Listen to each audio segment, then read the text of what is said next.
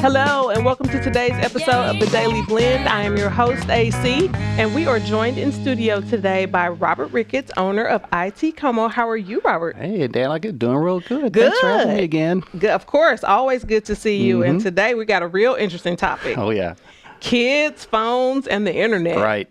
Oh, all right. Let's get right to it. Okay, Robert.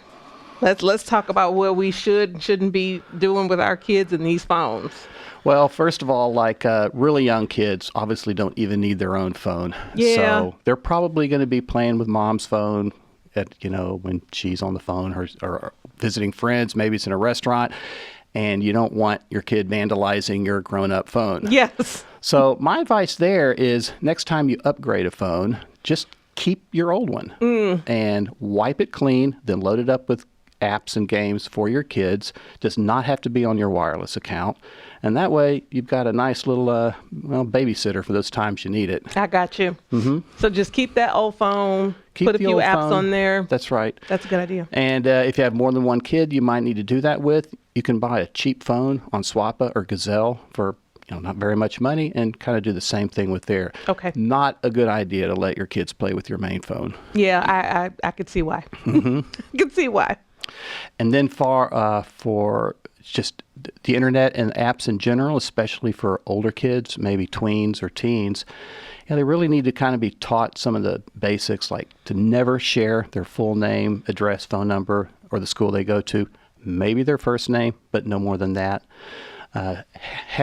Establish a rapport so they can trust you when they see things that are concerning. So you're not going to be judgmental. You're going to be their ally and help them to understand things that they see. So if they get messages and pics or videos that feel icky to them, or asking them to do things, that they should confide in you, and then you'll help them to understand what is and is not a good thing. Yeah, the hard part is the not being right. not being judgmental part. We have to get that in our heads, though, because otherwise they won't tell us. Well, and a kid might confide in an older sibling. Yeah, so they will. If they have an older brother or sister that might be more aware of these things, they could go to them as well. They should know to never accept friend requests or get into any kind of chat with people that they don't already know from their school or their neighborhood. And kind of along those same lines is help them to recognize scams and phishing. I mean, kids get the same kind of misinformation pushed at them as grown-ups do in the various forums that they're on. And to develop critical thinking, not believe what they see. Yeah.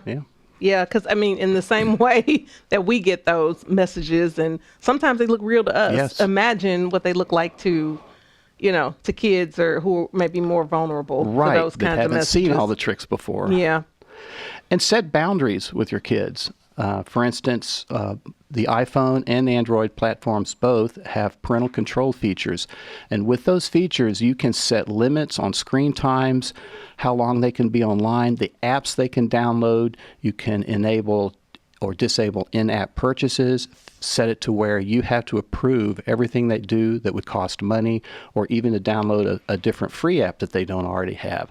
And that way you can kind of discuss with them what the app is, why they need it, and not an interrogation, but just kind of understand what's in the kid's mind. Yeah, and it's good for you to know what they have on their phones. Exactly. And it sometimes it creates a conversation between the two of you. Well, why do you want this? And what they're looking at, what they're playing. Right. And I have that set up with my kids, and I love when I get that ping. Sometimes I say yes, and sometimes I say no.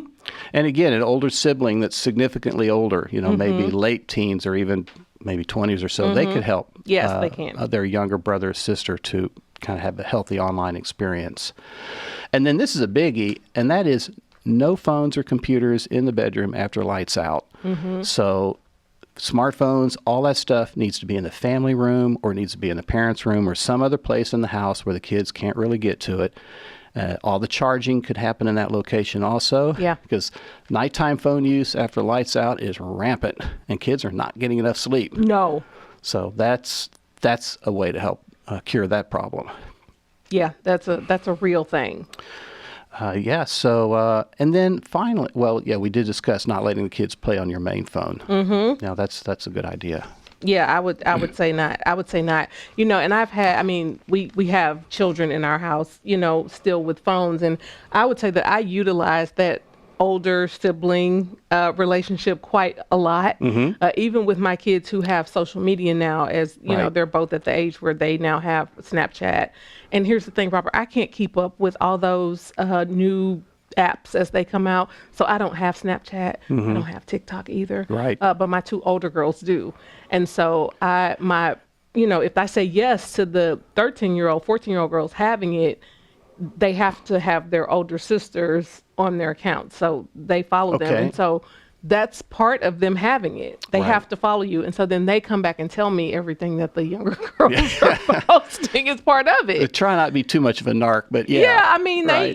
they tell me the important things that I need to know. So utilize those older siblings. Yeah, now that's great for kids that do have the older siblings. Yeah. 'Cause they'll have been around the block a couple more times and maybe Yes. savvy to things that younger kids Yes, aren't. and so I can see that working in the same way with this phone usage thing too. Right. So, and I mean, if you don't have the older siblings, then mom and dad, you got to have that good relationship with your kids so they can want to talk to you. The good relationship's important because about what they're doing on the phones themselves, we're clueless. I am. I need my kids to help me with Right. my phone. Yeah. I do. You probably don't have that issue. No, I have one kid. He's 30 years old, and he's a software engineer, so he kind of knows what's going on. He does. And But this is your profession. That's right. Yeah, so you know how to use the phone. Younger kids, when they're playing certain games that you've downloaded for them, those are usually pretty safe. But as they get older, they're going to want more sophisticated games Yeah. that might have a social context to them. They do. The And chats. the chatting, and that's where you kind of really want to zero in a little bit more on the game.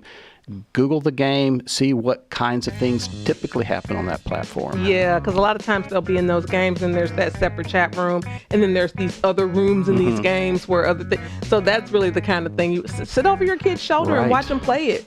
So where can you learn more? Visit my site, ITCOMO.com. Go to articles. There's a link up top about kids and the internet. Kids and the internet. Yep. All right, very important right now. Very important these days. Well, Robert, as always, thank you for the good information. Excellent. We Thanks for always having me. appreciate it. Enjoy it as you